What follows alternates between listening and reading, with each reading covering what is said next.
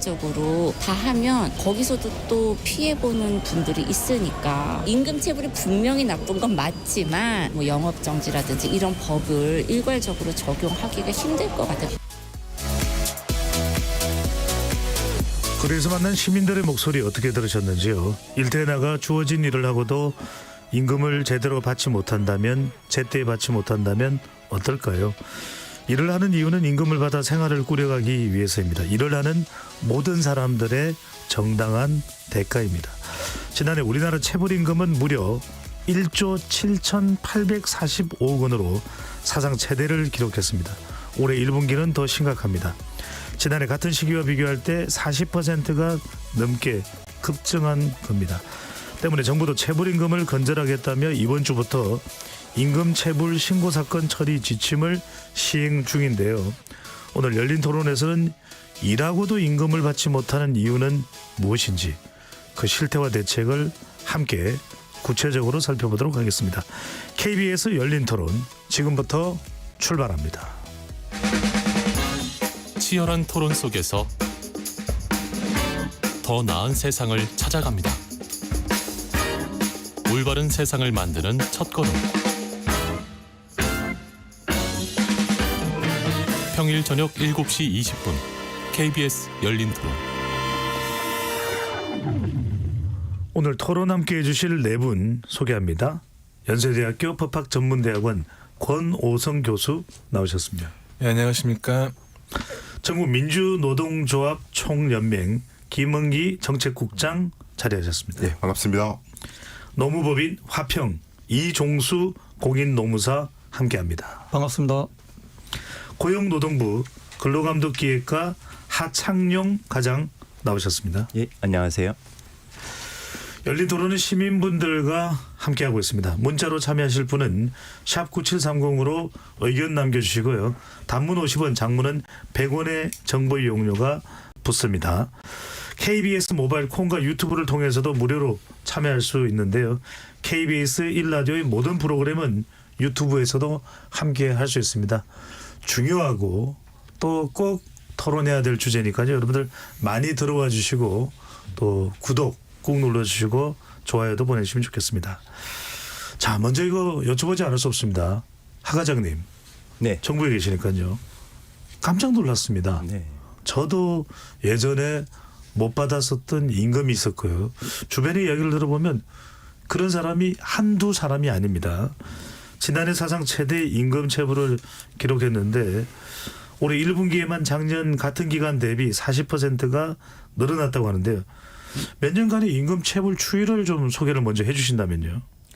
저희가 이제 뭐 임금 체불 금액을 기준으로 해서 신고된 금액입니다. 저희 이제 노동관서에 신고된 금액을 기준으로 봤을 때는 2011년부터 쭉 증가세 있었고요. 다만 코로나 시기, 코로나 팬데믹 시기 2020년, 2021년, 2022년 요 기간 동안에는 이제 금액이 좀 이제 감소한 시기였고 체불 피해 이제 근로자 수로 본다면 수도 이제 뭐 등락은 있었는데 예. 2018년이 이제 최고였습니다. 2018년에 35만 2천 명이었고요. 예. 작년에는 27만 5천 명. 그러니까 체불 피해 근로자 수는 약간 30만 명 내에서 이제 등락을 하고 있는 상황이라고 보시면 됩니다. 이게 연간 인원수입니까? 연간입니다. 예. 그러면 누적된 숫자는 엄청나겠네요. 아, 그렇죠. 네. 한 번이라도 임금 체불된 근로자 숫자를 합하면 이것도 어마어마한 숫자가 될 수 있고요. 네. 자, 체불돼 있는 임금 자체가 1조 7,845억 원인데 이게 아직까지도 지불이 안 됐다는 겁니까? 아, 그건 아닙니다. 네. 저희가 이제 2023년 12월 말 기준으로 1조 7,800억 정도의 이제 체불이 있었는데요. 그 중에 80% 정도, 79% 정도는 다 청산이 됐고요. 네. 나머지 20% 정도 12월 말 기준으로 청산이 안 돼 있었는데 벌써 이제 올해가 들어서인지 뭐 한 이제 4개월이 지났으니까 또 이제 어느 정도는 청산이 됐을 거라고 봅니다. 네. 그래도 이종수 노무사께는 이 부분이 궁금합니다. 네. 같은 해에 체불됐다가 가령 1, 2월을 지불을 안 했다가 4월, 5월에 밀린 임금을 지불할 수도 있지만 3년 전에 지불하지 않았던 임금, 6, 7년 전에 지불하지 않았던 임금도 여전히 체불돼 있는 상태도 있지 않을까요? 근데 이제 임금 채권을 청구할 수 있는 기간은 어쨌든 네. 3년 정도로 제한이 돼 있기 때문에 아하. 하여튼 3년 범위 안에서는 근로자가 청구할 수 있다고 볼 수 있습니다. 예. 예. 청구할 수는 있는데 여전히 이런 좀 악성이겠죠. 예. 한 2, 3년 체불이 된 그런 임금도 어느 정도 됩니까? 글쎄 그 통계는 저도 아직 발견을 못했고요. 하 과장님 됩니까? 어느 정도 됩니까? 뭐 저희가 체불 사건을 체불 시점을 조사를 하고 있는데요. 대부분 요즘은 이제 근로자분들이 이제 권리 의식이 높고 그리고 이제 체불을 신고하는 게 예전처럼 뭐 그렇게 꼭 방문 접수를 할 필요가 없습니다. 네. 핸드폰만 있으면 언제든지 모바일로 접수를 할 수 있기 때문에 통상 이제 체불 피해를 받으시면 바로바로 이렇게 신고나 뭐 고소 고발을 네. 하시고 있습니다. 그렇게 장기는 없을 것이다. 자, 방금 전에 이제 1조가 넘는 상당한 그런 체불 금액이지만 이제 이건 다 청산이 된 경우도 있는데 저는 이게 다 신고가 됐을까, 다 집계가 됐을까, 이 노무사가 보기에는 예. 누락된 경우가 있을까요, 어떨까요? 어느 정도나 될까요? 그 뭐 정확한 통계를 저도 뭐 보지는 못했지만 여러 가지 경우의 수가 있습니다. 예를 들면은 그 체불 피해 노동자가 노동청에 신고를 하게 되면 바로 근로감독관한테 사건이 접수되는 게 아니고 권리구제지원팀에서 일단 상담을 통해서 청산을 유도하게 됩니다. 네. 이때 그 청산되는 금액은 현재 이 1조 7,800억에 포함이 안 되고 있고요. 그다음에 근로감독관들이 현장에서 사업장 감독을 통해서 파악하는 체불액도 이 금액에 포함되지 않습니다. 그리고 예를 들면 특수형태 근로종사자처럼 근로자가 아닌 노동자들이 임금을 보수를 못 받는 경우에 네. 그 금액도 지금 이 통계에는 들어와 있지 않습니다. 프리랜서 같은 경우에. 네, 맞습니다. 김 국장님, 네.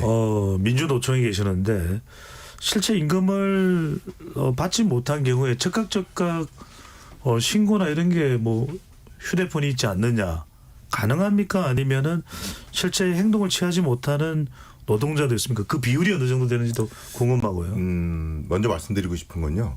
지금 이제 그 과장님께서 말씀하셨는데 한 27만 명, 27만 5천 명 말씀하셨는데 실제 저희들이 보기에는 지금 체불 인원수는 사실 빙산의 일각이다. 공개적으로 나와 있는 것은. 그러니까 실제 그 고용노동부에서 감독을 하거나 아니면 피해자가 신고를 해서 확인되는 금액들이 이제 피해자가 그 정도고 금액이 그 정도란 얘기지.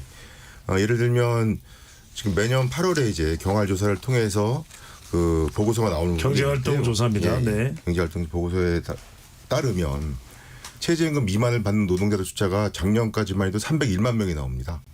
그러니까 실제로 이분들 같은 경우에는 못 받을 수 있다는 얘기가 상당히 나올 수 있는 부분이고요.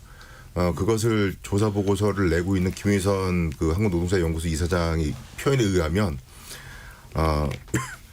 몇 조가 더 될 수도 있다라는 표현을 하시는데 사실 그것은 이제 통계적으로 추측이 되는 부분들이어서 말씀드린 대로 이제 지난해 자료로 보면 301만 명이 최저임금 미달자로 나오거든요. 그러니까 못 받았다는 얘기입니다. 그만큼 최저임금 어쨌든 체불임금이 발생했다는 얘기고요. 예.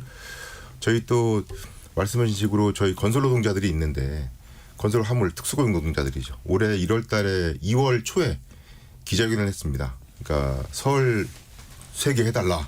그 내용은 뭐냐 하면 이 특수고용 노동자들이다 보니까 한 60억 정도가 체불이 됐는데 이 고용노동부에서 해결해 줄 수 있는 사항이 아닌 거죠. 법률적으로는.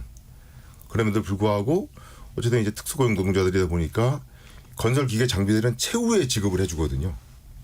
그래서 결국 못 받는 억울한 부분들이 발생을 하고 있고 지금 말씀하신 식으로 이제 이분들이 얼마큼 적극적으로 신고하느냐. 예. 노조가 있으면 노조에서 대신 해주기 때문에 같이 싸움을 해줘서 하는데 저희가 이제 지역분보를 통해서 있는 상담소가 있습니다. 영세사업장에서 많이 오는데 이러저런 절차를 안내해주고 하면 우리가 다 진정을 해주면 와서 해주고 접수를 하고 자기가 직접 해야 되는 거면 내가 그냥 포기하겠다라는 분이 상당히 한 40%가 된다는 거예요. 예. 그러니까 이제 그런 분들까지 하게 되면 훨씬 더 많을 수도 있다라고 하는 게 저는 뭐 충분히 추정된다라고 봅니다. 예. 이 대목에서 하 과장님, 네. 혹시 100만 원을 줘야 되는데, 네. 아이고 회사가 어렵고 요즘 뭐, 아유 국제 경제 봐요. 우리 회사가 어떻게 잘 될 수가 있겠어요. 다 우리 공동 책임이지. 50만 원씩만 줬다. 예. 체불입니까? 이건 어떻게 되는 겁니까? 체불이죠. 예. 아, 이것도 체불이죠. 체불입니다. 체불은 이제 말씀하신 그런 부분도 체불이지만 그 시기에 주지 않았다. 예. 예를 들어서 임금을 받아야 되는 시기에 주지 않고 나중에 줬다. 이것도 체불입니다. 그런 경우에도 저희가 사법 처리를 지금 하고 있습니다. 그렇군요. 그 교수님 궁금한 게 이게 사실은 임금이라는 것은 주기 전에는 임금 내놔 막 가서 이제 뺏어올 수도 없고 강제적으로 그러기도 쉽지가 않은데 이렇게 우리가 구조적으로 계속해서 임금 체불이 이렇게 덩치가 커졌고 열린 토론의 주제로 등장했다라는 것은 어떤 의미입니까? 제도적인 의미입니까? 그러면 사회적인 의식의 문제로 봐야 될까요? 이게 정말로 사실은 임금 관련돼서 논문도 많이 쓰고 연구도 많이 했는데 이 문제가 갑자기 생긴 건 아니고 한국의 임금 체불은 경제 규모가 성장하면서 계속 커왔던 것도 사실인 거 경향성을 보이기는 해요. 근데 네. 이제 말씀하신 게 다 맞기는 맞는데 기업 입장, 사용자 입장을 가볼게요. 임금 체불을 하는 사용자가 왜 했는지를 정말 소박하게 생각해 보면 첫 번째 돈이 없어요. 그럼 못 주잖아요.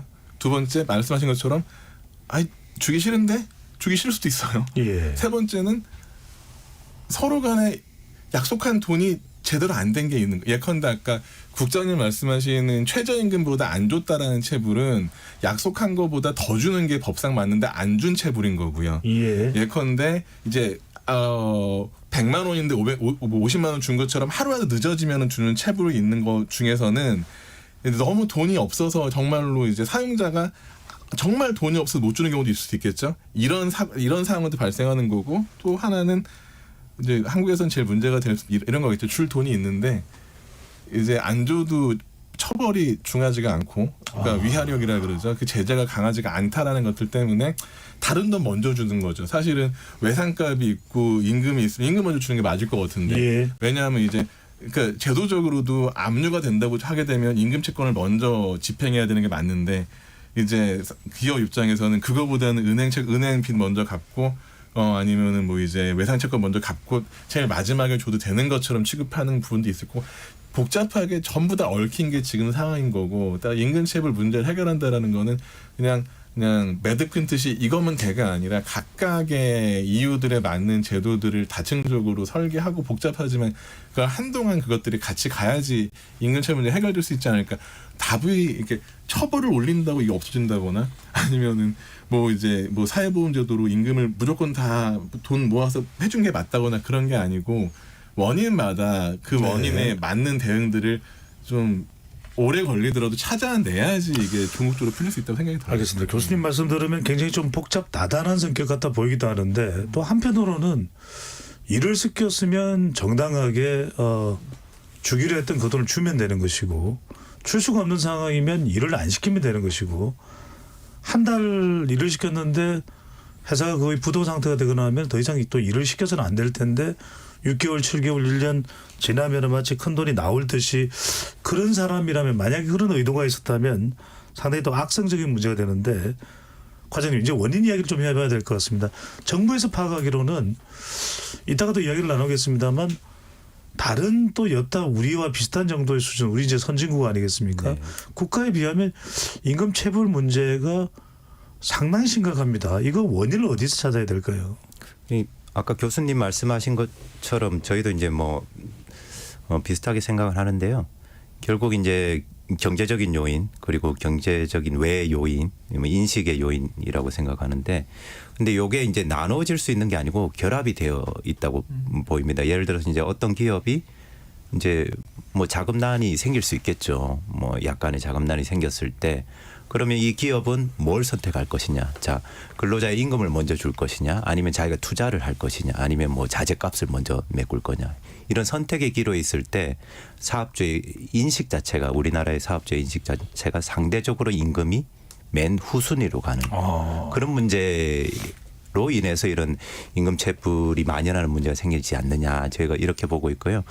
그것은 저희하고 굉장히 이제 법 제도적으로 유사한 제도를 갖고 있는 일본을 봤을 때 일본이 2021년에 한 해 체불액이 500억입니다. 그러니까 우리가 30배가 많은 거죠. 우리하고의 경제 규모가 비교한다면 훨씬 낮은 수준이네요. 훨씬 그러니까 한 네. 저희가 이제 뭐 그냥 산술적으로 봤을 때 한 100배 많은 수준인 거죠. 저희가 일본의 이제 후생 노동성의 여러 가지 뭐 공무원들하고 얘기를 해보면 그쪽에서는 아무래도 사업주의 인식 부분에 대한 얘기들을 많이 하더라고요. 그래서 저희가 볼 때는 결국 사업주 인식이 전환되어야지 이런 네. 체불 문제가 해소될 것이다라고 보고 있습니다. 네, 김원기 국장님 어떻게 보십니까? 그러니까 대유 위니아 노동자들 임금 체불 사례도 좀 소개를 해주시면서 정확하게 어떤 원인으로 노동계에서는 진단하고 계시는지요?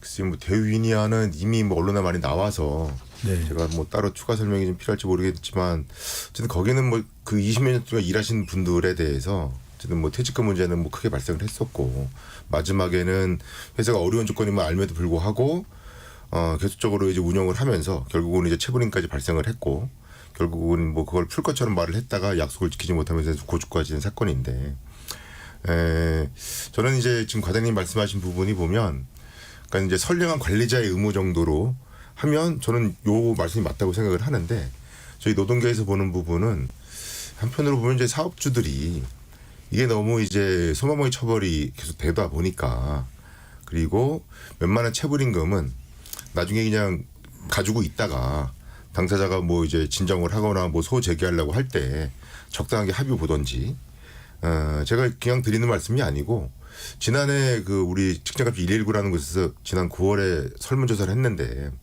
거기 한 69.9%의 분들이 그 체불임금이 왜 발생하냐라고 했을 때 사업주 처벌이 약하기 때문이다라는 답변을 했어요. 예.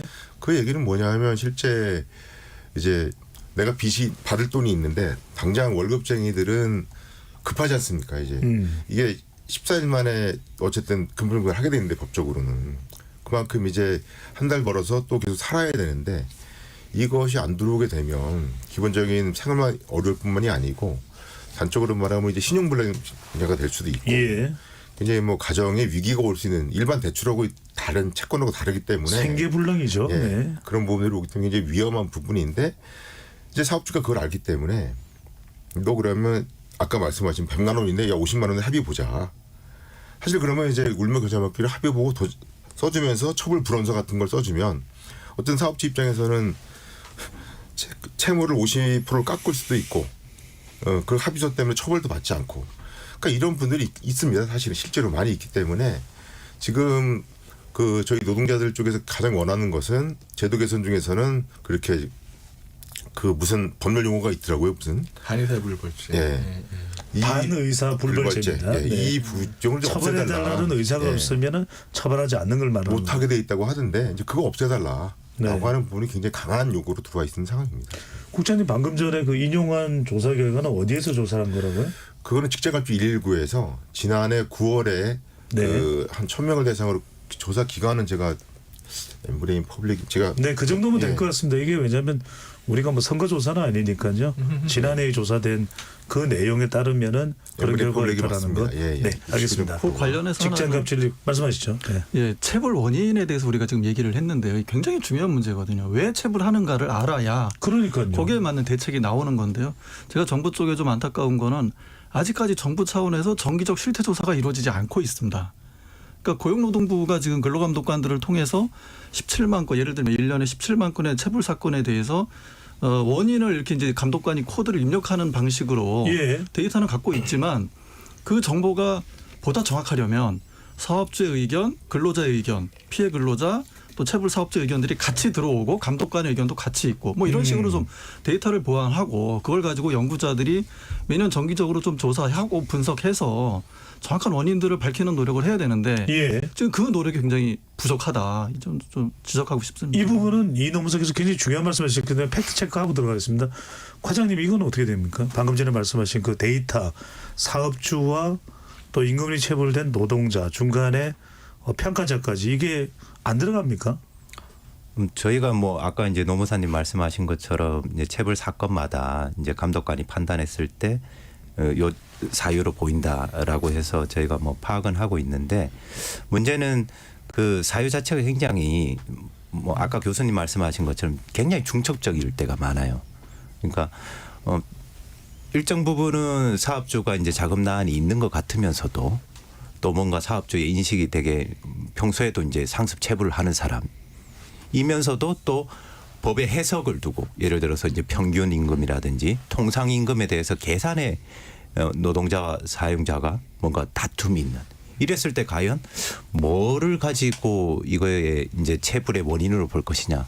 중첩적인 게 많기 때문에 예. 이제 뭐 말씀하신 것처럼 그런 사유들을 저희가 찾아 나가고는 있지만 딱 어떤 한 사건의 이유가 딱 하나다라고 보기는 굉장히 어려운 경우들이 많습니다. 교수님, 그러니까 중요한 것이 좀 뭔가 그래도 법적인 기준과 잣대가 있어야 누구의 책임이 좀 더 가깝느냐. 그래야 해결책, 보상도 나올 수 있을 것 같거든요. 왜냐하면 사업주의 경우에는 재정적으로 임금 지불이 어려운 상황이었다면 그 상황을 설명하거나 고지를 했는지 또는 그것에 대해서 사후 대책을 마련을 했는지 등등등 그런 게 어느 정도 되어 있는 구조입니까? 어떻습니까? 이제 정확히 말씀을 드리면 네. 대한민국 법 체계에서 채무 불이행 자체가 범죄가 된 유일한 게 임금이에요. 사실 사기나 뭐나 다른 게 금전적인 형사 그 재산 범죄가 있지만 그런 건 돈을 안 줬다 문제가 아니고 뭐 기망이 있거나 다른 사람의 돈을 횡령했거나 타인의 의무를 위반하거나 다른 불법이 있어야 되는데 임금만큼은 그냥 임금이라는 채권이 지급되지 않는 것 자체가 범죄거든요. 아하. 근데 그 인식이 없는 거예요. 사람들이 임금 체불 안 한다는 임금 체불 안 하는 건 그냥 민사적으로 채무 불이행 아유 나중에 주면 되지라는 생각들이 아까 말한 인식이신데 법은 정확하게 하루만 늦어도 1원만 덜 줘도 그리고 뭐 대리인한테 주더라도 다 처벌의 대상이 되는 거거든요. 범죄네요. 범죄예요. 그 인식을 가져야 된다는 게 제일 우선시 돼야 된다는 문제 말씀을 드리는 거고 두 번째는 그렇기 때문에 아까 이제 말씀하신 뭐 여러 가지 고려할 사항들은 나중에 처벌할 때 양형으로 돼서 아까 말씀하신 것처럼 계산에 착오가 있다거나 하게 되면 착오로 처벌 안 되는 경우도 있고 돈이 너무 없다 정말로 돈이 없어 못 준다 그러면은 비난 가능성이 없다는 이유로 무죄 판결이 나오기도 해요. 그러니까 법원이라는 데에서 임금 체불을 아주 기계적으로 체불했다고 다 처벌하는 게 아니라 그런 예. 극히 예외적인 사례 같은 경우에는 처벌 안 하기도 하는데 말씀하신 사례들은 나중에 처벌을 받을 때 양형에 더 고려는 되기는 되거든요.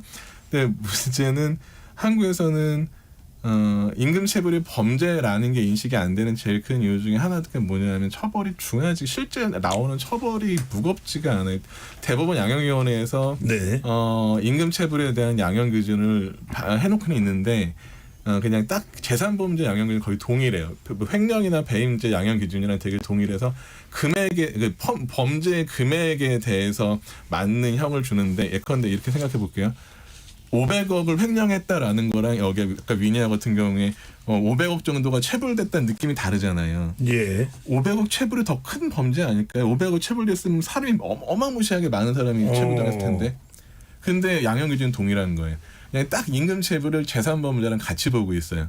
그러니까 아까 녹음된 자료들 보게 되면 처벌이 악하다 그러는 게 하나하나의 사람한테 돈 100만 원은 되게 클 수 있잖아요. 예. 그런데 사실 재산범죄 관점에서 보게 된다 그러면 5억이 넘어야 특경이 되는 거고 막 이제 구속기준 다르고 막 그러잖아요. 그러니까 임금체불로 처벌이 중하게 된 얘기가 안 나온 극단적인 게 검찰 같은 데서 임금체불로 구속하면 보도자료 뿌려 이렇게 우리는 열심히 하고 있다. 그런데 재산범죄로 누구 구속했다고 보도자료는 안 뿌리잖아요. 그러니까 임금체불이 범죄인데 범죄 취급을 못 받고 있는 거예요. 지금 공적기관에서. 그러니까 범죄가 범죄라고 인식이 안 되고 있으니 사용자들도 범죄로 취급 안 하고 있는 거고요. 그러니까 임금체불을 안 주는 거죠. 네. 그런 생각을 좀 다 갖고 있어요. 그도 말씀드립니다만 정상적인 경영 활동에 대해서 빌미를 찾으려고 하는 토론의 성격이 아니라 오늘 토론은 정말 어떤 사람에게는 가족과 또 개인의 생명과도 직결되는 그런 생계와 관련된 임금 체불일 수 있기 때문에 사실 그 제가 중차대한 신강성을 인터넷상으로 제 이름 치면 그 밈이라 그러죠. 돌아다니는 게 있더라고요. 예. 한 말이 임금은 생명의 사기다. 돈이 아니다. 사실 이제 임노동 하시는 분들은 하루 일하는 거에 대한 자신의 노동의 대가는 기업에 당연히 넘어가 버려요. 임금 받기 전에도. 그러니까 모든 거래가 쌍무계약은 동시행이잖아요. 집 사시면은 대금 지급받고 물건 받잖아요. 예. 그런데 노동만큼은 일을 먼저 해요. 법이 그래요. 민법에서도 노동의 선의행위예요. 그러니까 모든 월급은 후급이에요. 그럼 임금이 체불됐다라는 거는 당연히 임금에 대상하는 노동은 먼저 이행됐다는 거거든요. 네. 그 결과물은 기업에 귀속되는 거죠. 그러니까 사실 우리는 체불이라는 말하지만 미국에서는 웨이지 탭, 임금 절도, 웨이지 프로, 임금 사기라는 말을 써요. 알겠습니다. 너무 명확하게 워딩 자체가 범죄라고 인식하고 있는데 한국은 체불 느낌은 뭐냐면 돈 늦게 준 거잖아요. 예. 그런 인식 자체가 표현 자체부터도 범죄라는 인식이 좀 없는 것 같아요. 알겠습니다. 처벌과 관련된 부분은 이따가 좀 더 자세히 나누도록 하고요. 우리 청취자분들이나 유튜브로 들어와서 시청하시는 분들께서는 사실 뭐 대기업이나 평생 또 임금 체불을 겪어보지 못한 분들은 또 잘 체감하지 못하는 부분도 있거든요. 그래서 실제 어떤 임금 체불 사례가 있는지를 조금 구체적으로 또 사례로 또 풀어서 말씀을 해주시면 더 좋을 것 같고요. 이 노무사께는 사실 우리 노동 경쟁이 상당히 복잡합니다. 원청과 또 하청이 있고요. 우리 어떤 이 원청과 하청이라고 하는 독특한 근로 형태 이런 부분도 임금 체불이 되는 하나의 구조적인 이유일 수도 있을까요? 예, 특히 이제 건설 쪽에서 뭐 좀 이따 김은기 국장님이 좀 더 설명을 해주시겠지만 이제 건설 쪽에서 다단계 하청 구조가 이제 만연되어 있고요. 그로 인해서 단가를 후려친다고 할까요?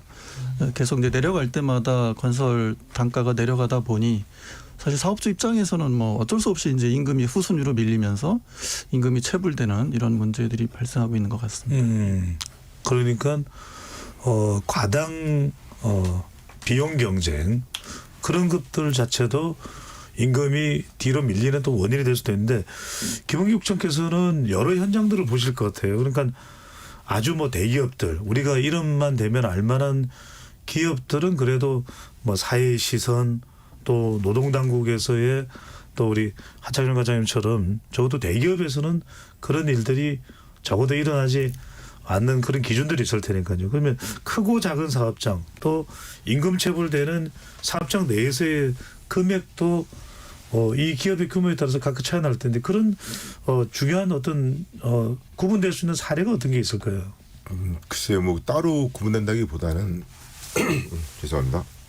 구분된다기보다는 그 말씀하신 뭐 이제 그룹이라고 하는 곳은 1차 밴드 정도 내려오는 데까지는 사실은 1차 밴드만 하더라도 규모가 좀 되는 데죠, 사실. 네. 규모가 되는 데이기 때문에 어떤 경우에는 뭐 원청하고 같이 뭐 해외 공장 지으면 같이 시찰도 나가고 이제 그렇게 움직이는 데가 있지만 문제는 이제 그 이상 내려가게 되면 아까 이제 뭐 오동 선생님이 말씀하신 식으로 정말 이제 인건비 가지고 일을 하는 데가 많은 것이고 이제 그럴 경우에는 이제 근로조건 자체가 많이 달라지는데 실제 건물 내에서 그 우리 공장 내에서 또 이제 사실 사내하청이나 네, 이런 분들이 있거든요. 네.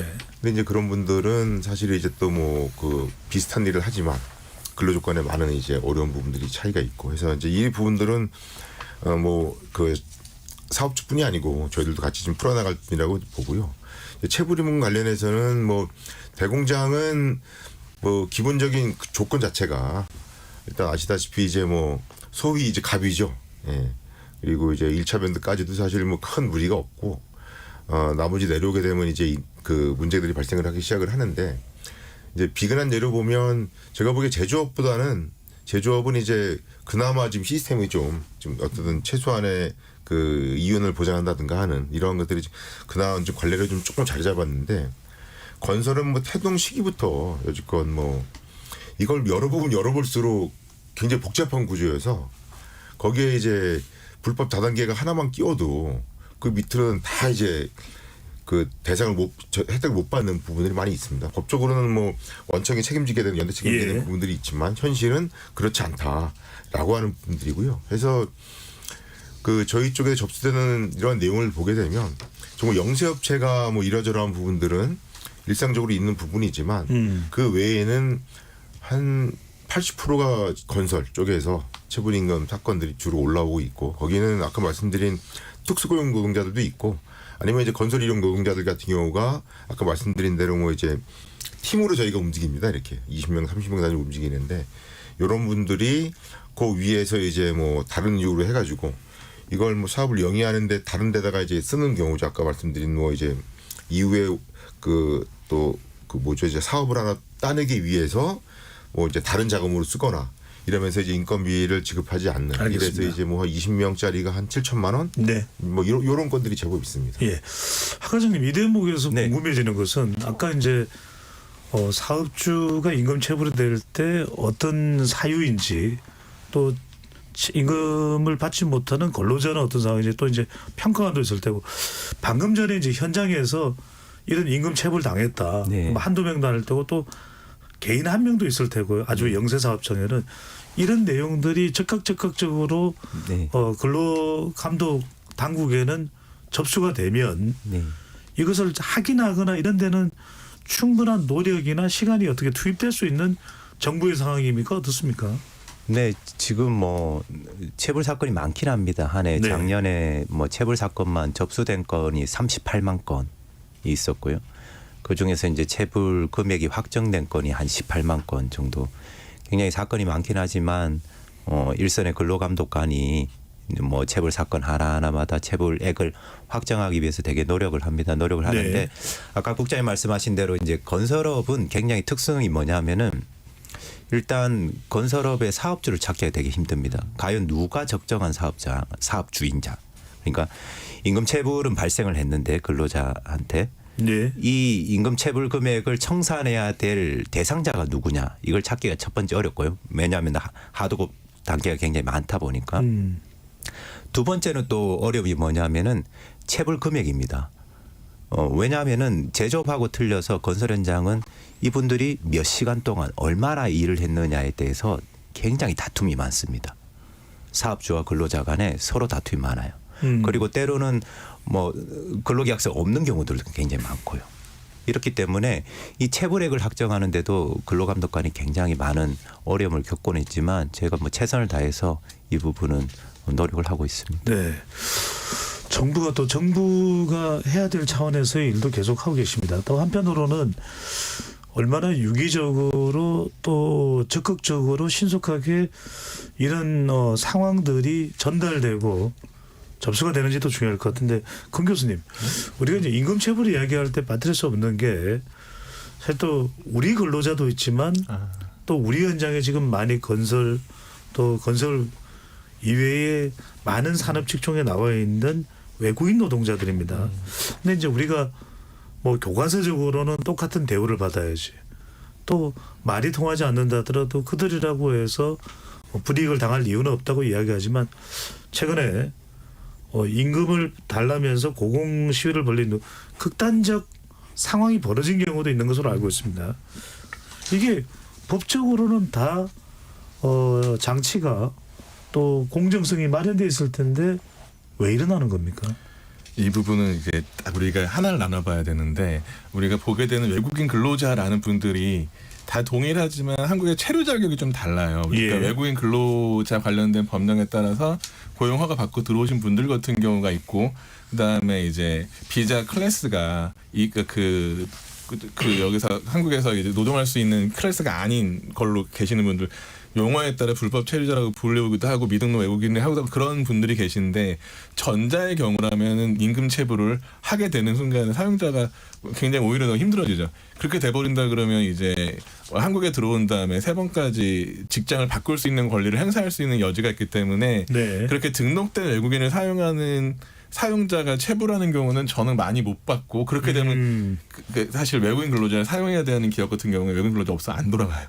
그런데 그렇게 하면 체불하고 기록에 남아버리면 향후에 쓸 수 있는 여지가 되게 줄기 때문에 그런 사업자는 아닌데 문제가 되는 거는 한국에 체류 자격이 없는 그러니까 조심스러운 얘기로 이제 불법 체류자라고 하시는 분들 같은 경우에는 공적 기관에서 구제 받는 순간에 그게 어떻게 되냐면 한국에서 나가야 되는 일이 벌어지는 거죠. 출입국 관리 문제가 생겨버리니까 이제 굉장히 그러니까 물이 위에서 아래로 흐르는 것처럼 위험도 아래로 흐르거든요. 제일 취약한 분들이신 거 이런 이주 노동자 같은 경우에는 그러니까 노동법상으로 당연히 보호를 받아요. 그런데 그 보호를 구하는 과정에서 한국의 공적인 당국과 만나야 되잖아요.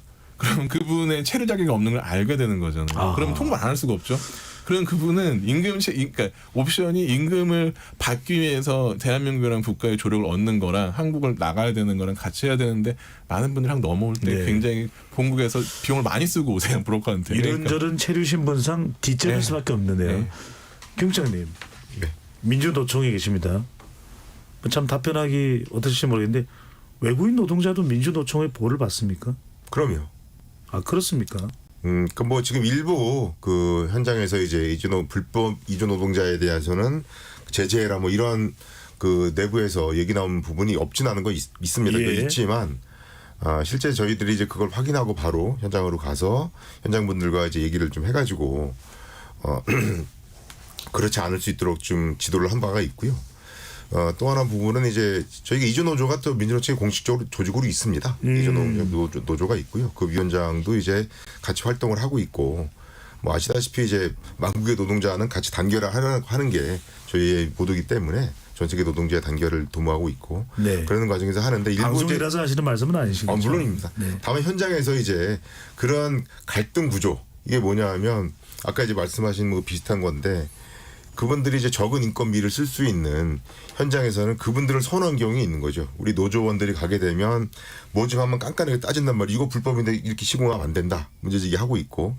근데 이제 그분들은 그런 문제제기를 못 하거든요. 그러니까 사업주들이 그런 분들을 좀 선호하게 되는 경향들이 있고 한데 그런 게 그런 게 맞지 않기 때문에 현장에서 문제제기 하는데 그 방식이 좀 거칠게 이제 뭐 이주노동자 쓰지 말아라 이렇게 좀 나오는 부분이 일부 있지만 예. 원칙적인 부분은 그렇진 않습니다. 알겠습니다. 이정도 노무사께서는 하고 싶은 말씀하시고요. 그러니까 노무사를 찾는 이유는 분명히 근로 조건상으로 또 임금도 그렇고 다른 뭐 노동 시간도 그렇고 이런저런 이유로 이제 힘들다고 또 피해를 입었다고 판단될 때 이제 이 노무사를 찾아갈 텐데 이게 이런 임금 체불을 당하든 불리한 이 고용 조건을 수용받으라고 이렇게 요구를 받든 간에 대체로 뭐 특수 고용으로 아까 말씀하신 그 프리랜서나 이런 네. 노조의 도움을 받기 힘든 분들의 신분이나 이렇게 처해 있는 입장에 따라서 실제적으로 적극적으로 해소할 수 있는 수단이나 정도가 달라질 것 같은데요. 그 부분도 좀 같이 말씀해 주시면요. 예. 먼저 저 외국인 노동자 문제 간단히 좀 언급해드리고 싶은데요. 이 외국인 노동자들의 약점이 많이 있습니다. 불법 체류라는 그 신분도 문제가 될 수 있고요. 또 하나는 언어의 장벽이 하나 있고요. 제도에 대한 이해도 부족하고 그래서 이제 그동안 그 전국에 외국인 노동자 지원 센터라는 게 있었어요. 그래서 많은 그 통번역이라든지 법률적인 조력 이런 것들을 많이 지원했는데 그 아마 올해 24년부터 예산이 좀 삭감되면서 몇 개 지역은 지금 그 활동이 중단된 것으로 알고 있습니다. 그래서 이것 때문에 그쪽 지역에서는 굉장히 지금 외국인 노동자들이 어려움에 처해 있다는 얘기를 제가 들었고요. 그다음에 이제 이 프리랜서 문제와 관련해서 제가 좀 말씀드리고 싶은 게 저는 이제 꾸준히 영화진흥위원회와 같이 실태조사를 진행하고 있습니다. 네. 크게 이제 두 가지 부류가 있어요. 하나는 근로자성이 인정되는 영화 스태프, 또 하나는 창작자들이 있습니다. 시나리오 작가라든지 연출 감독 이런 분들을 이제 따로 분류해서 우리가 조사를 해보면 근로자성이 인정되는 영화 스태프의 임금체불 경험률이 22년 조사에서 3.4%밖에 안 됩니다. 이게 높지가 않네요. 과거에 25%, 27%까지 있던 게 이렇게 꾸준히 내려온 겁니다. 좋아진 겁니까? 네, 맞습니다. 많이 개선된 겁니다. 그런데 여전히 연출 감독, 시나리오 작가는 20에서 26% 정도 이 정도 높은 지금 임금체불 경험률을 보이고 있어요. 그래서 이 근로자성 인정 여부가 굉장히 중요한 문제다라는 말씀을 좀 드리고 싶습니다. 아니 박 과장님 이거 어떻게 좀 이런 고충들을 좀 접수받았을 텐데 그러니까 이제 말하자면 프리랜서 상태이냐 아니면 근로자로서 인정을 받느냐에 따라서 자격에 따라서 이 관련 사항에 대한 상황이 달라지는데 이 부분을 좀 해소할 수 있는 뭔가 고심하고 있거나 또 강구하고 있는 게 있을까요?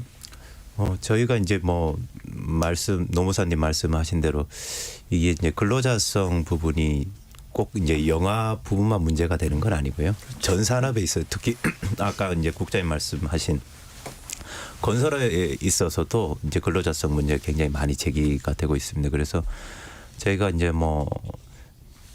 그간에도 해왔었는데요. 근로감독을 통해서 이제 근로자성이 인정될 가능성이 높은 직종이나 업종 중심으로 네. 근로감독을 하고 근로감독 결과 근로자성으로 판정이 되면 이제 근로계약서를 체결하도록 하는 노력들은 계속하고 있습니다. 네.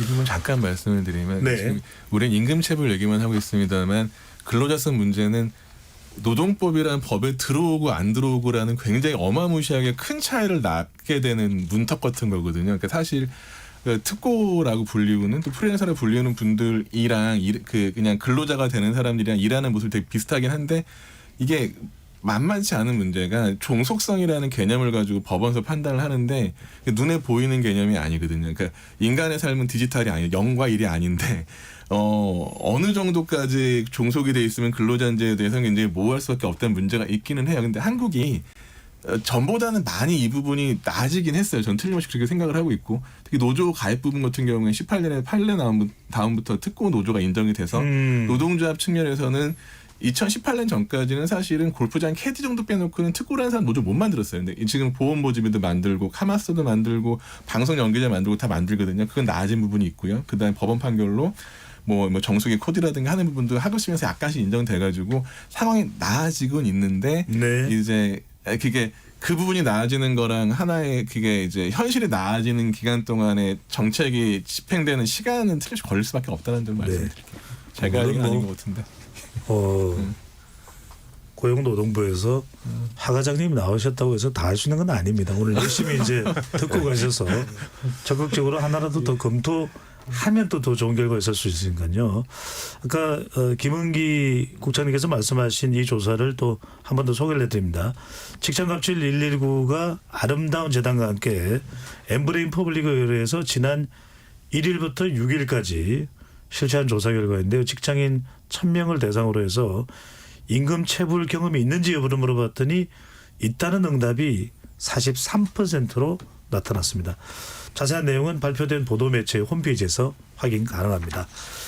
자, 구체적인 또 예방책, 우리가 대책을 어떻게 세워야 될지는 2부로 이어갈 텐데요. 토론이 진행되는 동안 우리 청취자분들께서 많은 의견 보내주셨습니다. 어떤 내용인지 확인해 보겠습니다. 정의진 문자캐스터.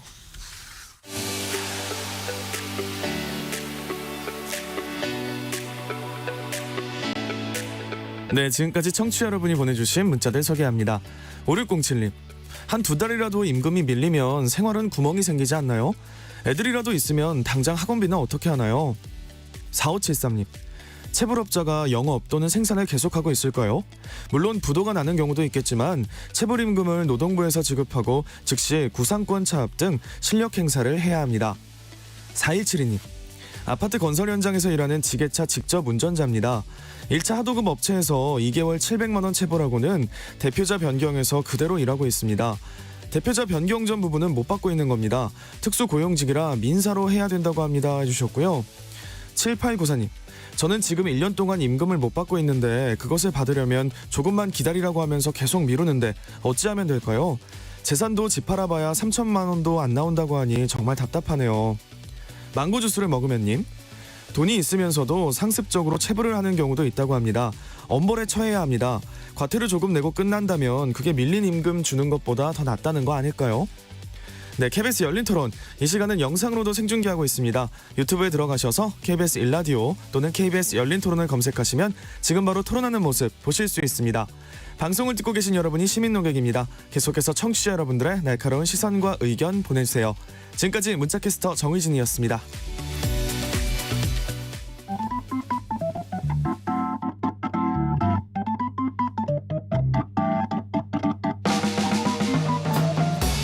세상을 바꾸는 질문, 열린 토론이 시작합니다. KBS 열린 토론은 언제나 열려 있습니다. 단문 50원, 장문 100원의 유료 문자 샵 9730, 그리고 KBS 어플리케이션 콩으로 여러분의 의견을 남겨주세요. KBS 열린 토론 2부 이어가겠습니다. 스튜디오에 연세대학교 법학전문대학원 권오성 교수, 전국민주노동조합 총연맹 김은기 정책국장, 노무법인 화평 이종수 공인노무사, 고용노동부 근로감독기획과 화창영 과장 네 분과 함께합니다. 1부에서는 임금체불 상태가 얼마나 심각한지 관련된 내용들을 이야기 나눠봤고요. 많은 분들 또 깜짝 놀라신 그런 또 게시판에 글도 보내주고 계십니다. 실제로 이걸 겪는 분들은 또 얼마나 힘든 그런 또 상황이 되겠습니까? 2부에서는 어떻게 이 점을 우리가 좀 근본적으로 개선할 수 있을지에 대해서 집중적으로 이야기 나눠보겠습니다. 하 과장님, 오늘 괜히 이런 여러 가지 요구사항이 나온다고 해서 위축되실 이유는 전혀 없을 것 같고, 오히려 정부를 대표해서 또 이렇게 듣고 또 내부적으로 활발하게 논의해 주신다면 큰 도움이 될 것 같고, 지금 또 그런 노력에 대해서 좀 여쭤봐야 될 것 같습니다. 자, 우선 임금을 못 받았다. 관계당국에 신고를 한다. 자, 그러면 노동자가 어떤 도움을 받게 되고, 동시에 고용주에게는 뭐 이게 알려지게 되고 어떤 당신이 조치를 받을 수 있다는 것이 또 전달이 되고 어떤 과정을 거치게 됩니까? 통상적인 뭐 신고 절차를 말씀을 드리면 뭐 저희 온라인으로 신고하시든지 고용노동부 홈페이지인가요? 노동 포탈이라고 노동 이제 포탈입니다. 검색하시면 됩니다. 예, 거기서 온라인으로 하셔도 되고 모바일도 가능하고요. 아니면 직접 뭐 고소 고발을 하셔도 되고 그렇게 하시게 되면 근로감독관이 이제 그 사항 자체, 체불액 그리고 체불의 정황 이런 것들을 이제 조사를 하게 되는데 다만 그렇게 신고를 하실 때 좀 더 말씀드리고 싶은 거는 그 사업주의 네. 정확한 뭐 사업장의 이름이라든지 주소, 사업주의 이름 그리고 사업장의 뭐 가능하다면 사업장 등록번호라든지 이런 정보들을 좀 더 풍부하게 진정을 하실 때 적어주시면 좋을 것 같고요. 또 본인이 피해를 받은 이제 체불의 기간이라든지 체불 금액 혹은 뭐 본인 아니더라도 다른 분들도 같이 받았다면 그런 것들을 좀 같이 기재를 해주셨으면 하는. 최대한 많은 정보를 맞습니다. 구체적으로 전달드리는 게 좋겠네요. 예. 그리고 아까 이제 문자에 이제 한 분이 이제 말씀을 하셨던 것 같은데요. 예. 재직 근로자이신 것 같아요. 제가 볼 때는. 그래서 저희가 보면 재직 근로자들은 솔직히 신고하기 굉장히 어렵습니다. 아무래도 신고를 하는 순간 사업주가 알게 되고 그러면 이제 불이익을 받을 수 있기 때문에 그래서 저희가 지금 이제 운영 중인데요. 익명체불 그 제보 기간이라고 해서 저희가 그것도 노동 포탈에 들어가시면 됩니다. 예. 노동 포탈에 들어가시면 그 제보를 할 수 있는 팝업이 이제 뜹니다. 익명으로도 가능하군요. 예, 가능합니다. 네. 그래서 이제 본인이 재직 근로자인데 사업장이 어떤 거고 이제 자기가 정확하게 체불 피해를 어떻게 받고 있다 이런 것들을 해주시면 본인의 이름을 적는 난 자체가 없어요. 예. 그리고 개인 정보를 전혀 적지 않도록 되어 있습니다. 그럼 저희가 보고 근로감독관이 불시에 근로감독을 나가서 체불 피해를 저희가 구제를 해드리려고 지금 기획을 하고 있고 최근에 한번 저희가 근로감독을 해서 한 31개 정도 사업장에 근로감독을 해서 한 100억 정도 체불을 저희가 확인을 했고요. 네. 그중에서 근로감독관이 시정 지시를 통해서 한 50억 정도 그 근로감독 기간 내에서 청산을 한 적이 있습니다. 네. 하장님 궁금해서 여쭤보는데요. 네. 말씀하셨는데 익명으로 하면 사업주에게는 이제 표가 안 날 수가 있는 거고요. 네. 방금 전에 이제 100억 또 뭐 50억 말씀하셨습니다만 사업주가 임금을 체불할 수 있는 그런 금융 잔고라든지 네. 이런 것들도 재정적인 여력이 있는지 여부도 공권력을 통해서 다 확인 가능합니까? 지금 하기는 뭐 불가능하진 않습니다. 부동산이 있는지 예. 또는 부인이나 특수관계인이 자산이 있는지 여부 가능합니까? 가능은 합니다. 왜냐하면은 이제 그 근로감독관은 이제 근로감독관으로서의 지위도 있지만 또 한편으로는 사법 경찰관입니다. 예, 특별사법 경찰관이 되기 때문에 수사를 하면서 필요한 경우에는 뭐 압수수색 영장을 발부받는다든지 이렇게 예. 해서 그 사람의 재산 관계를 파악은 가능합니다만은 뭐 통상적인 경우에는 임금체불 사업장 같은 경우에는 저희가 그 압수수색 영장까지는 가진 않고 사업주의 조사를 할 때 그 사람의 재산 관계를 조사하고는 있습니다. 예. 하 과장님 또 하나가 이번 주부터입니다. 강화된 임금체불 신고사건 처리 지침을 시행한다고 하는데 조금 이 부분도 포함해서 말씀해 주시면 구속 수사까지 가능하다고요? 예, 저희가 작년에도 구속을 꽤 했었고요. 예. 하나의 사례를 말씀드리면 작년에 체불액이 1,300만 원 받게 되지 않습니다. 그 사업주를 저희가 구속했습니다. 사유는 뭐냐면은 이 사업주가 대학생들을 고용을 했는데요. 아주 상습적으로 체불을 했습니다. 그래서 저희가 이제 검찰에 신청을 했고 검찰이 청구를 해서 구속 수사를 하게 됐습니다. 이런 식으로 저희가 구속을 하고 있고요.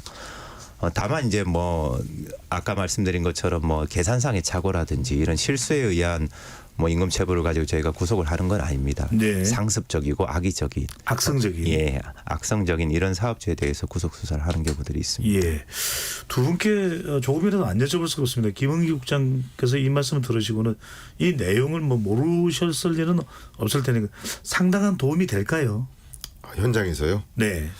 그러니까 일단 지금 그 간소화하는 부분들, 그러니까 저희가 늘 강조하는 부분은 일단 예방이 이제 제일 우선이고, 그 다음에 이제 문제가 발생했을 때 사업주에 대한 책임을 분명히 물어야 된다. 소만무의 처벌이 아니고 이것이고 이제 마지막이 피해자가 정말 간소하게 이것을 신고할 수 있는 권리구제할 수 있는 방법이 굉장히 중요하다. 이 세 가지가 맞아떨어지는 생각을 하는데 예. 지금 세 번째 말씀하신 중에서 이제 이렇게 익명으로 살 수 있는 부분들 이러한 부분들은 뭐 나름대로 전 의미가 있다고 봅니다. 의미가 있다고 보고요. 이제 현장 조사를 좀 쉽게 할 수 있는 그리고 당사자들이 좀 쉽게 이 문제 제기를 할 수 있는 부분들이 좀 더 열렸으면 좋겠다는 부분이고 나아가서 뭐 몇 가지 제도 개선 부분이 있는데 그거는 잠시 후에 또 지금 다 말씀드릴게요. 네, 맞아 말씀하시죠. 일단 그래서 저희들은 지금 저희가 이제 예전부터 주장한 부분이 있습니다.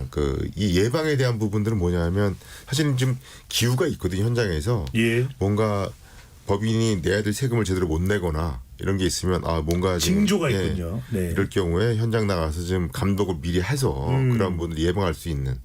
그래서 실제로 뭐 그 관련 감독관들이 좀 많아서 그렇게 해주면 더 좋지만 뭐 물론 저희들은 그래서 예전에도 산업안전 부분하고 이 최저임금 관련한 부분들은 예. 근로감독관들을 좀 많이 좀 뽑아서 국가 세금 그런 데 써야 되는 거 아니냐. 현장 예방 사업들 많이 해라라고 하는 게 저희들 주장 부분이 있어요. 미리 사업주들 교육도 좀 하고 예. 관련된 내용도 알리도록 하고 그런 요구들이 있었고 나아가서 이제 민간을 대상으로 해서라도 일정 부분 교육을 좀 이수한 다음에 명예 감독관들을 좀 양성을 해서 그분들이 현장에서 미리 그런 예방 사업도 한번 할 수 있는 것도 좀 필요하다라고 하는 부분들이고요. 네. 이제 아까 말한 상습 체벌에 대한 부분은 당연히 이제 뭐 구속 수사를 좀 해야 된다고 보지만 그 이전에라도 어쨌든 이제 이게 저희들의 자료에 따르면 벌금액의 한 30% 정도가 보통 이제 그러니까 체불액의 30% 정도를 벌금으로 이제 아까 뭐 공유수님 말씀하셨지만 이렇게 지금 하는데 그러다 보니까 어쨌든 그렇다고 해서 체불 임금을 바로 주는 것도 아니거든요. 그러니까 이제 벌금 그 정도 내고 또 그냥 가는 경우가 있단 말이죠. 이제 그래서 이렇게 할 경우에는 어쨌든 그것도 좀 책임을 좀 엄하게 물어야 된다. 그래서 그렇게 이제 상습적으로 체불하는 부분에 대한 부분들은 어찌됐든 이제 저희가 이제 징벌적 손해배상제도 같은 경우 좀 도입해서 좀 세게 책임을 물어야 된다라는 부분들이 있는 것이고요. 네, 정리해 주시고요.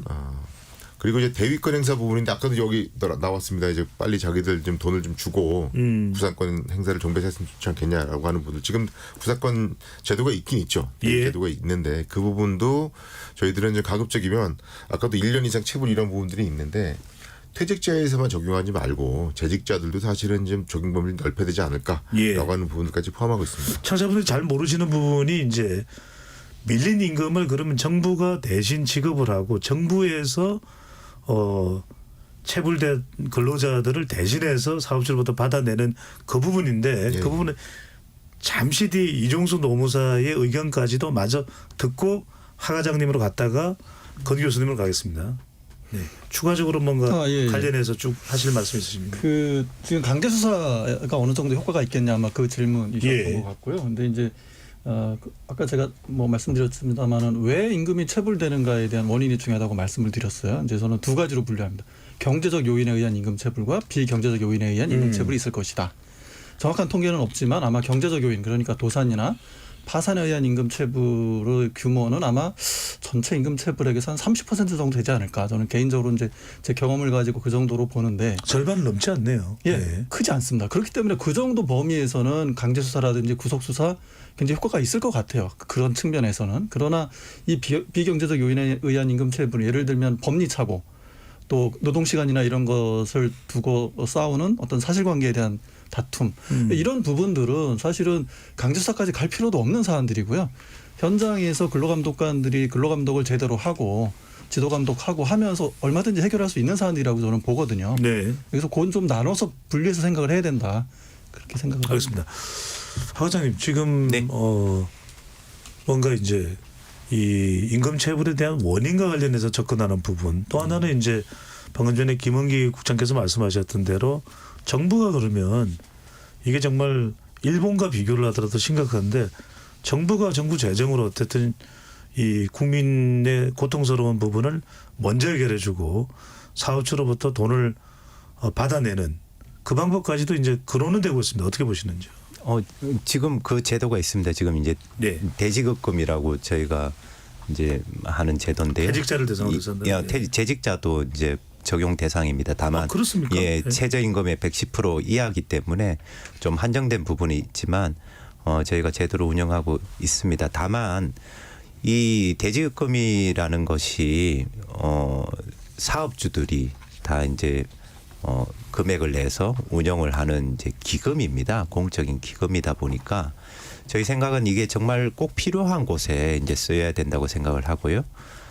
어떻게 보면 당연히 이 제도는 임금 체불은 기본적으로 사업주가 책임을 져야 되고요. 예. 정말 어떠한 피치 못할 사정 때문에 도저히 사업주가 지불 능력이 안 된다. 그런 경우에만 한정돼서 이 지급금이 써야 된다고 저희는 생각을 하는데 최근에 있어서 뭐 여러 가지 사업주들이 좀 악용하는 사례들 이런 사례들이 있어서 이번에 저희가 요 대지급금 부분을 조금 더 엄격하게 보고 정말 필요한 것인지 여부를 좀 판단하는 그런 지침도 같이 내리게 됐습니다. 과장님은 궁금해서 짧게 여쭤보고 권 교수께로 넘어갈 텐데 그냥 제가 이제 뭐 그렇지 않을 거라고 기대를 하지만 혹시라도 임금을 지불하지 않기 위해서 사업주가 아내나 또는 친척이나 또는 다른 가족에게 재정을 묻어두고 아니 난 돈이 없다.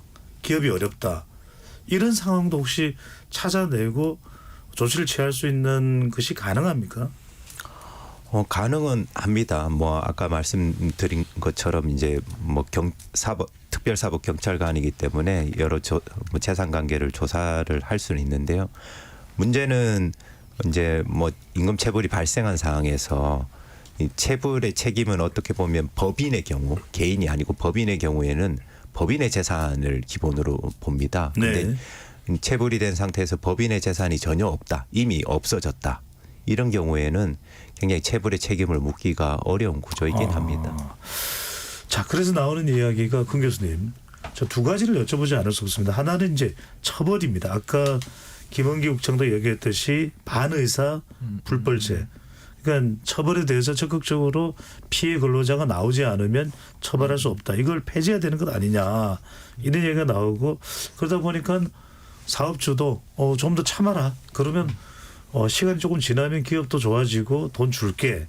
또 하나는 뭐냐면 정부의 대리 역할 부분입니다. 이건 이제 외국의 경우가 어떻게 되는지 좀 참고로 비교를 해 주실 수 있으면 더 좋은데 정부가 이런 임금 체불에 대한 추심 역할을 더 적극적으로 대리하는 것 필요하다고 보시는지 아니면 어떻게 보완되는 게 좋을까요? 이게 조금 전문적인 얘기가 될 수 있을 텐데 이제 반의사 불벌죄라는 게 흔하진 않아요. 국가 형벌권의 행사를 그게 피해자의 의사에 맡기는 건 친고죄, 그 반의사 불벌죄 같은 게 많이 없어지고 있고 적고 있는데 임금체불은 원래 안 그렇다가 2000년 초반에 그렇게 제도가 바뀐 거거든요. 그때 물론 임금에 대한 지연 배상이니 뭐니 여러 가지 들어오면서 바터가 된 건데 이게 갖고 온 제일 큰 문제는 아까 말씀하시는 것처럼 개별 사안에서 사용자가 나중에 줄 테니까 처벌 불원서 먼저 내줘 하고 처벌을 면서 받은 다음에 돈을 안 주고 그런 일이 생기는 거거든요. 이게 거래가 돼버리는 거예요. 사실 범죄라는 거는 개인에 대한 문제이지만 국가 법질서라는 객관적인 질서를 침해한 거기 때문에 죄를 졌으면 벌을 받는 게 맞다라는 게 범죄에 대한 기본적인 접근일 텐데 반의사 불벌죄가 되면 결국 사용자들은 합의서 받기 위해서 딜을 하는 거죠. 아하. 그러니까 이건 거래가 돼버리니까 아까 말한 대로 이게 범죄라는 인식이 생길 리가 없죠. 예컨대 법인의 돈을 횡령했다? 그러면 나중에 돈을 채워넣어도 감옥 가요. 그런데 임금은 다 안 주고서도 합의서만 받아오면은 감옥을 안 가요. 네. 그러면 이거 사람들 생각은 이건 그러니까 이제 급한 돈이 아닌 거죠. 그러니까 사용자 입장에서 나중에라도 합의서 받고 처벌로서 받으면은 난 감옥 안 가, 처벌 안 받아라는 인식이 생겨버리니. 라는 생각 때문에 저는 이걸 폐지를 그렇죠. 네. 근데 다만 이제 감독관 입장에서는 감독하는 게 이게 유익할 수도 있는 게 이제 반환 처벌자가 있으니까 이게 빨리 이거를 체불된 금품을 빨리 해결을 해야지 합의를 할 수 있다라고 해서 사용자한테 돈 지갑을 열게 만드는 수단도 될 수 있기 때문에 그냥 애매하긴 한데 저는 개인적으로는 이건 없는 게 맞다고 생각이 들어요.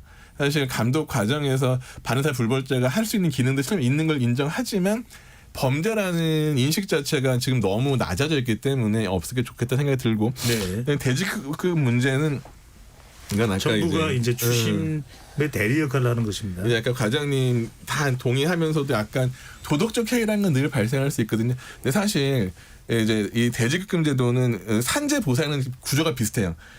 특정한 사업장에 사람이 다치면 원래 개별 사용자가 보상해야 되지만 이걸 사회적 위험으로 인식하고 제도를 만들어서 총 자본이 낸 돈으로 보상하고 있죠.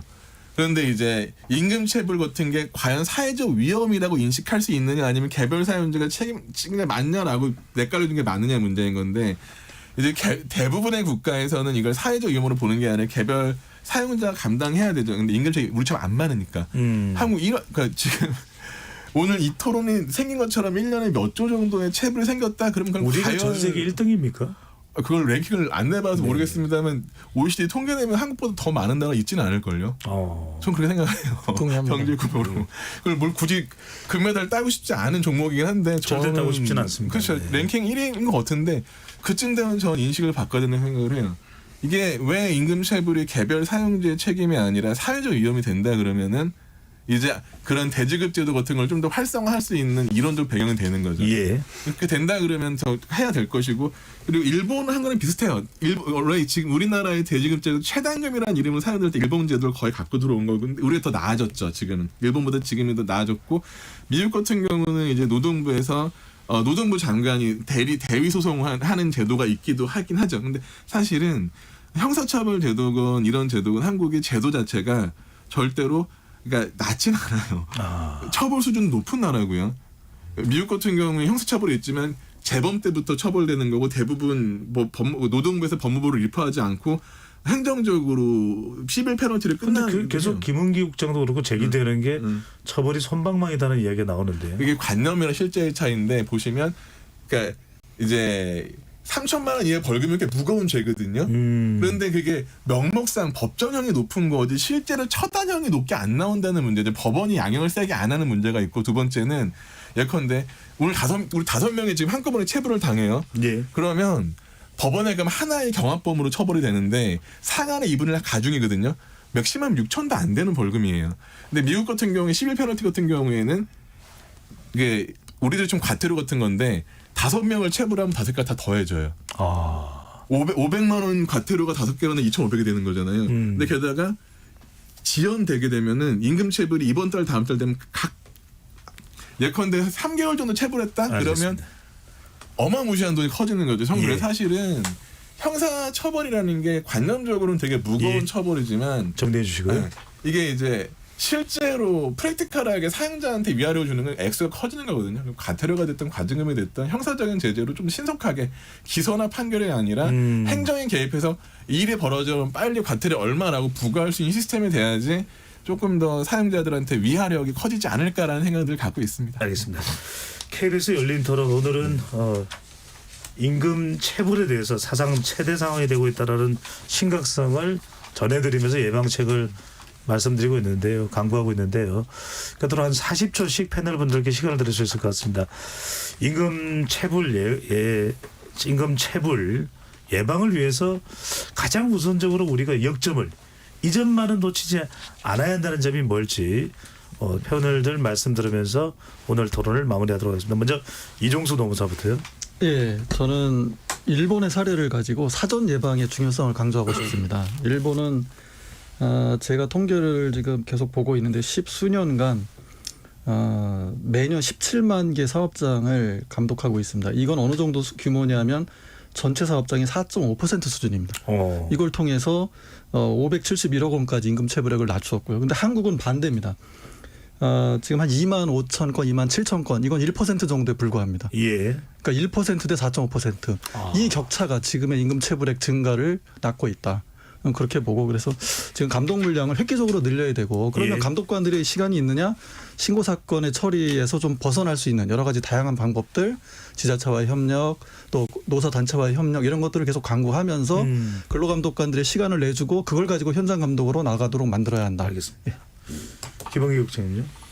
예, 저도 몇 번 동의하고요. 실제 아까도 말씀드렸듯이 사후 약방문 큰 의미 없어서 사전에 반드시 예방을 해야 된다라는 부분이고 오히려 이제 이러한 부분들을 좀 구체적으로 그러면 어떤 방식으로 이걸 할 것이냐. 그러니까 실제 고용노동부가 1인당 담당하고 있는 사업장 수는 저는 적지 않은 것으로 알고 있습니다. 그래서 그런 걸로 보게 되면 더 많이 해라. 이것만 가지고 이제 해결될 문제라고 봤을 때는 또 다른 고민이 필요하기 때문에 좀 중장기적으로는 정말 그 전문가들 모시고 아니면 이제 노사가 같이 해서 네. 고용노무가 됐든 해서 좀 이걸 어떻게 좀 할지에 대한 중장기적인 계획을 마련하는 그런 그 로드맵을 같이 한번 고민해 볼 게 필요하다 하겠다 이렇게 말씀드리겠습니다. 네. 권호승 교수님요. 사실 좀 큰 얘기긴 한데 저는 오늘 우리가 나눴던 얘기가 어려운 얘기들이 아니거든요. 근데 이거가 이렇게 다시 논의돼야 되는 상황 자체가 갑갑한 거죠. 사실은 한국의 중등교육 같은 경우에서 충분히 정규 교과 과정에 노동에 관련된 제반 내용들을 다뤄질 수 있어요. 프랑스 같은 경우에는 중고등학교 때 단체 교섭하는 것도 하는 정도인데, 그러니까 한국에서는 이제 교과 과목 같은 것들 위주가 되다 보니까 시민 생활에서 알아야 되는 것들 그런 규범 인식이 안 잡히는 거죠. 방금 말씀하신 것처럼 일을 시켰으면 돈을 줘야 된다라는 걸 왜 사회 와서 배워야 되죠? 어릴 때 이미 그건 몸에 익혀야 되는 거고 근로계약서를 안 쓰는 사업자는 일하면 안 되는 거거든요. 네. 블랙인 거고 스웨팅한 기업이기 알겠습니다. 때문에 그런 게 어릴 때부터 조금 예. 학교 교육으로 그런 게 이루어져야 되지 않을까 예, 생각합니다. 마무리로 하창룡 고용노동부 근로감독기획 과장입니다. 40초 말씀 주시면요. 예, 임금체불은 뭐 아까도 얘기들이 쭉 나왔지만 약간 두 가지 성격을 갖고 있습니다. 저희가 사건을 접하면 첫 번째는 신속히 권리 구제를 해줘야 되고요. 체불을 임금 청산을 받도록 해줘야 되고, 두 번째는 뭐냐면은 사업주에 대한 이제 처벌을 해야 되는 이 두 가지의 목적 아래에서 일선의 근로감독관은 굉장히 어려운 상황입니다.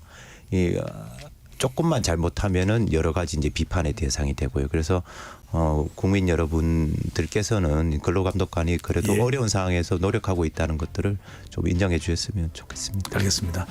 임금체불로 고통받는 분에게는 얼마나 또 큰 또 심각한 문제지 않겠습니까? 또 잘 해결되는 빠른 노력이 필요해 보입니다. 오늘 토론 감사드리고요. KBS 열린 토론 이것으로 모두 마무리하겠습니다. 지금까지 KBS 열린 토론 배종찬이었습니다.